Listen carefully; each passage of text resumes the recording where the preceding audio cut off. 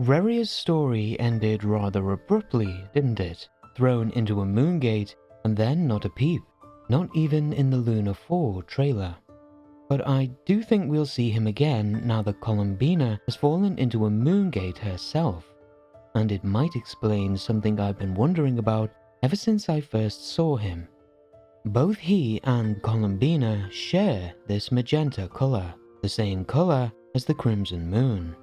Rerir was said to have fallen into the moon's reflection, and on the other side, he was torn apart by the swirling chaos of time.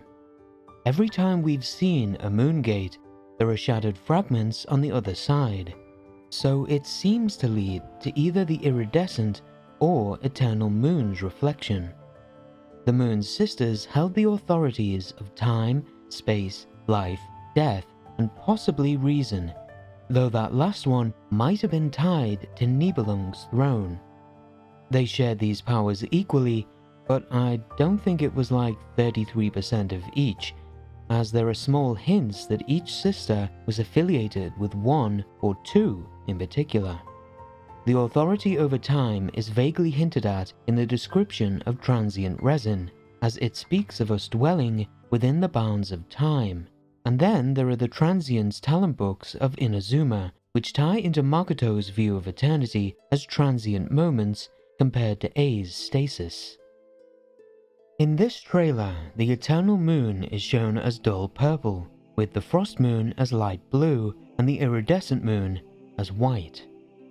So since transient resin is purple and potentially tied to the concept of eternity, the authority over time might have been associated with the eternal moon. If I'm right so far, Tholindis, Rerir, and Columbina all jumped into the eternal moon's reflection and were torn apart by the swirling chaos of time on the other side. This might be related to how some gods die. When Havria died, she created an unstable explosion of her powers, so with the eternal moon being shattered and its goddess dying, it could have caused time within its reflection to become chaotic and dangerous. This might be hinted at with the line, "When the eternal moon fell, the heavens and earth were thrown into chaos," from the Song of the Welkin Moon web event. But it seems that at least for Columbina, going through the moongate allowed her to interact with the goddess of the iridescent moon before she died over 6,000 years ago. And that would explain how the goddess knew Columbina as Hyposelenia before Columbina gave the name to herself.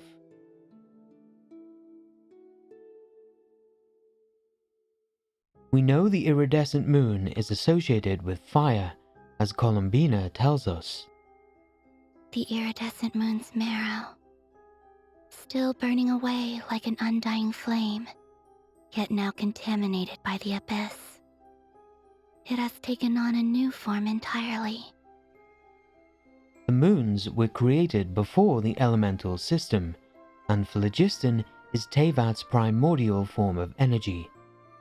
So the writer Zhao stating, "You can think of phlogiston as an advanced form of the pyro element," could mean the iridescent moon was a phlogiston moon. I've always been suspicious that the iridescent inscriptions were tied to the iridescent moon. They're created from phlogiston, they share a name, and phlogiston itself could be described as iridescent with its shifting colors. The word iridescent even comes from the Greek iris, meaning rainbow. This fits with the literal translation rainbow moon, and it has ties to Natlan's The Rainbow Destined to Burn Archon quest, Chaska's sister Koichi being named after a rainbow in Inca mythology, and to the new bow referencing the rainbow serpent from Aboriginal Australian myth. But I think the biggest hint towards the iridescent moon's association with phlogiston is what Arlecchino says here.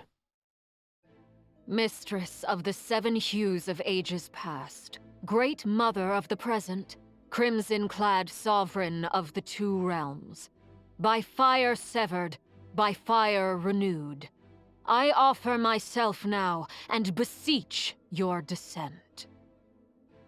And the voice we hear in the tunnel. I sense your presence and grant you death and rebirth. The 7 hues of ages past should refer to the phlogiston the elements were based on, and it fits with the Rainbow Moon name.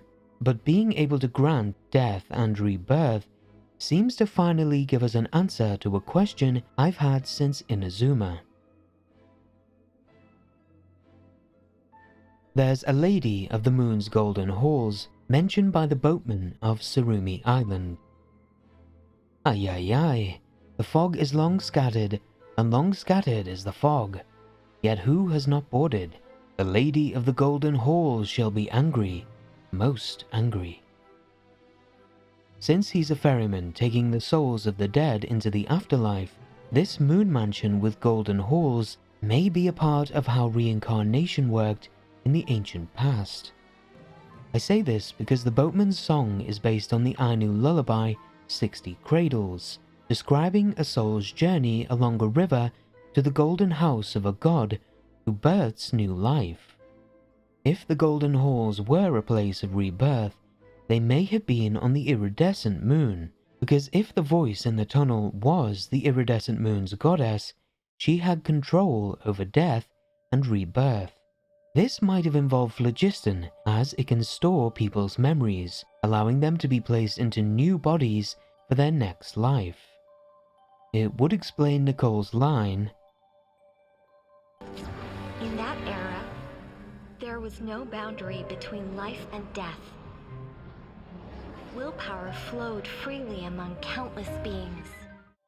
and the husk of the Crimson Moon is leaking what could be a corrupted form of liquid phlogiston, fitting the Spirit Mother title we heard from Natlan. As for what happened to the powers of the Iridescent Moon, Skirk tells us, To live in itself is a blessing. But once a person dies, the bonds he once had with this world shall all turn to curses. so Arlecchino's curse of Bale Moon Bloodfire and the Crimson Moon itself being associated with death could mean that the Iridescent Moon's blessing was also associated with life via rebirth. But after being shattered and corrupted, it became a curse, trapping souls in a purgatory between life and death and causing them to lose their memories in the process, similar to Arlecchino's flames. This could tie into her constellation Ignis Purgatorius, meaning cleansing or purgatorial fire, as purgatory is a place of purifying the soul through suffering in order to become worthy of heaven. And that suffering seems to have ties to Tholindis.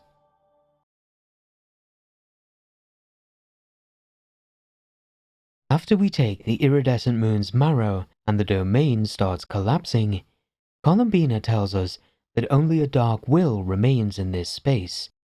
And then we hear this.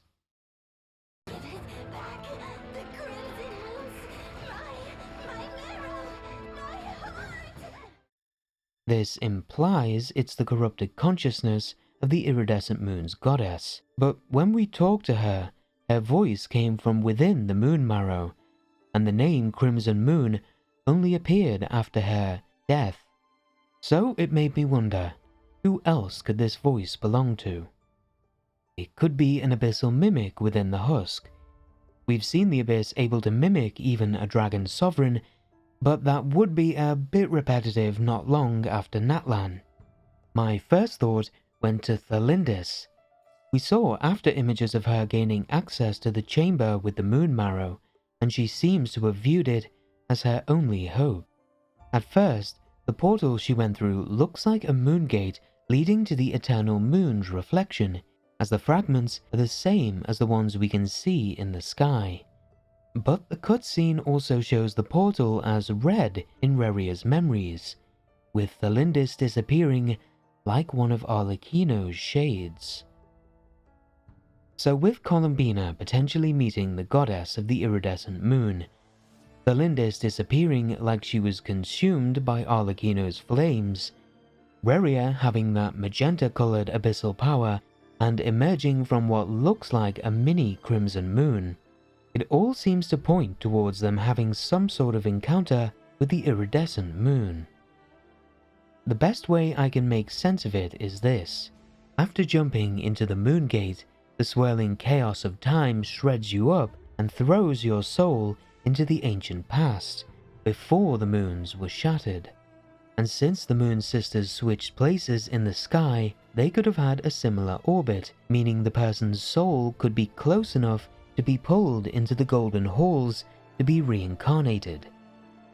Since Rerir followed Tholindis into the moon gate and was torn apart, she should have been torn apart too, explaining how some of her memories are within Rerir's fragments.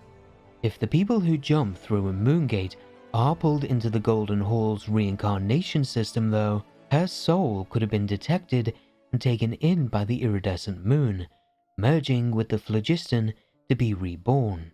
But due to the moon shattering and being corrupted by the abyss, her soul could have been trapped there instead.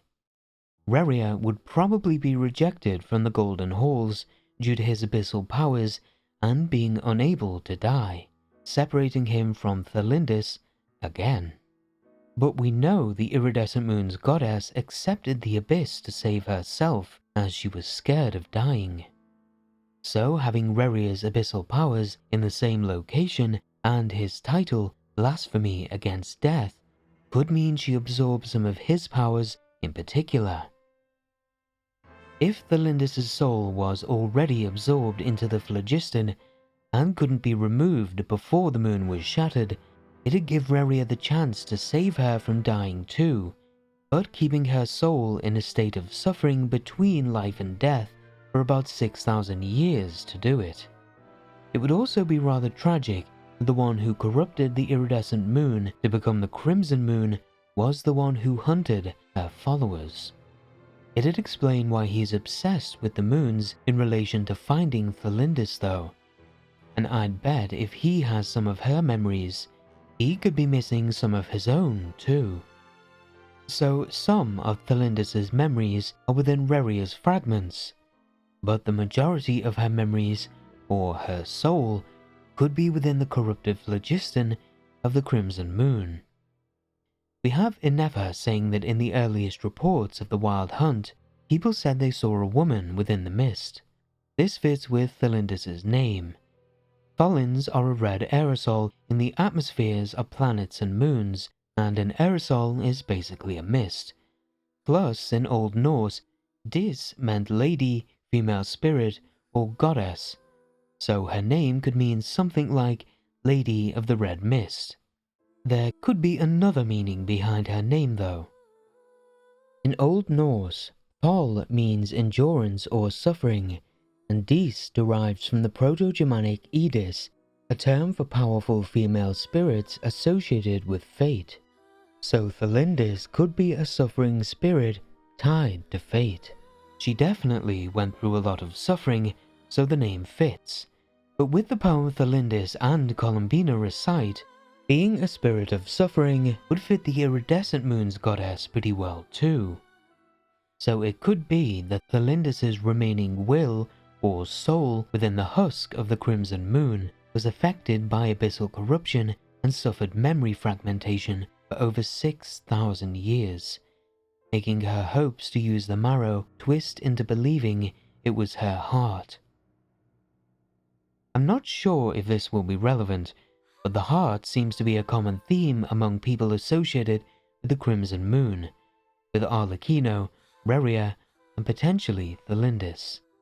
Arlecchino says that if her Bale Moon Bloodfire curse ever reaches her heart, she'll undergo some sort of change.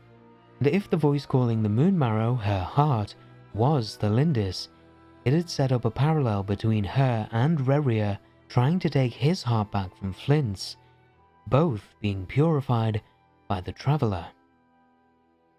So if the Iridescent Moon is a phlogiston moon, able to store memories or souls as data, her soul would be in a purgatory between life and death, shattered into fragments and eternally suffering, like the Iridescent Moon's goddess herself. I'm just adding this in here as it might support this theory, But someone found out that the poem Columbina and Tholindis recite is based on one called Wanderer's Night's Song, and the last lines describe what Tholindis might have felt after arriving to the golden halls of the iridescent moon. I reached this place, my face with sorrow stained, a lonely fox by wandering fate ordained. With the waning moon I too shall sink enchained. I'll link the thread in the description if you want to dig a bit deeper into the rest of the poem. So with Tholindis, Rerir and Columbina all falling into the moon's reflection, and it looking like the shattered eternal moon on the other side, the swirling chaos of time that Rerir describes could have transported their souls over 6,000 years into the past, just before the goddess of the iridescent moon died. The connection to the iridescent moon could be due to people being torn to shreds and dying after going through the moon gate. And if the iridescent moon took in the souls of the dead to be reincarnated, they could be brought into the golden halls too. This would explain how she knew Columbina's name before Columbina gave it to herself, and would allow Columbina to enter the golden halls to locate Tholindis for Rerir, bringing his sanity back and potentially gaining a powerful ally against Dottore. But there could be another outcome. In Old Norse mythology, Rerir and his wife couldn't have kids until the goddess Frigg sent a giantess in the form of a bird to give them an apple of fertility.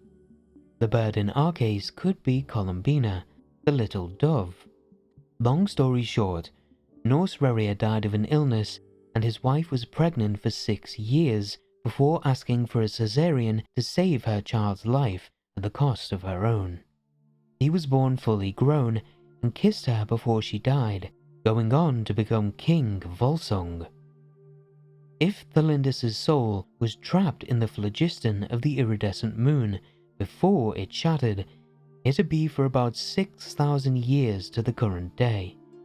Not exactly 6, but possibly a reference to how long Norse Rerir's wife was pregnant for. So if the iridescent moon's goddess had control over phlogiston, life, and death, this line from Natlan's holiday resort might be relevant.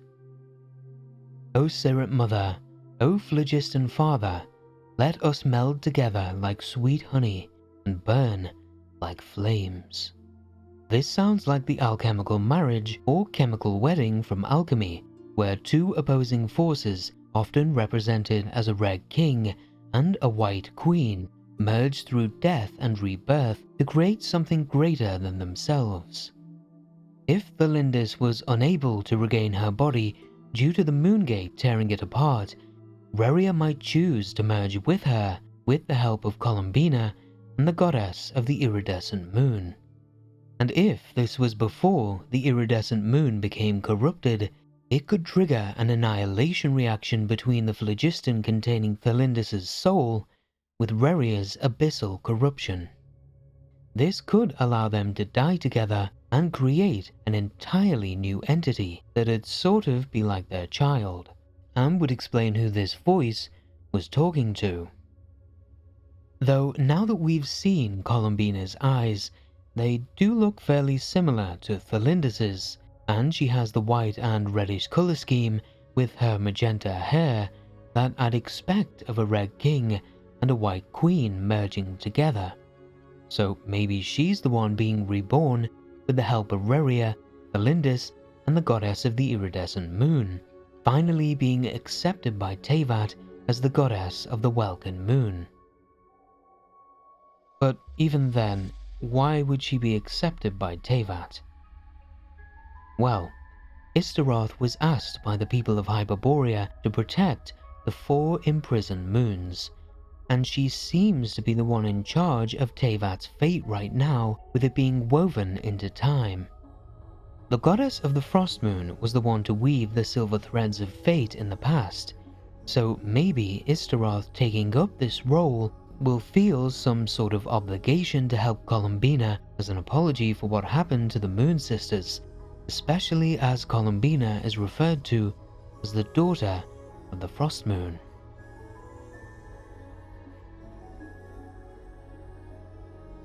If you've made it this far, then thank you very much for watching. Good luck on your wishes, and I hope you have a wonderful day.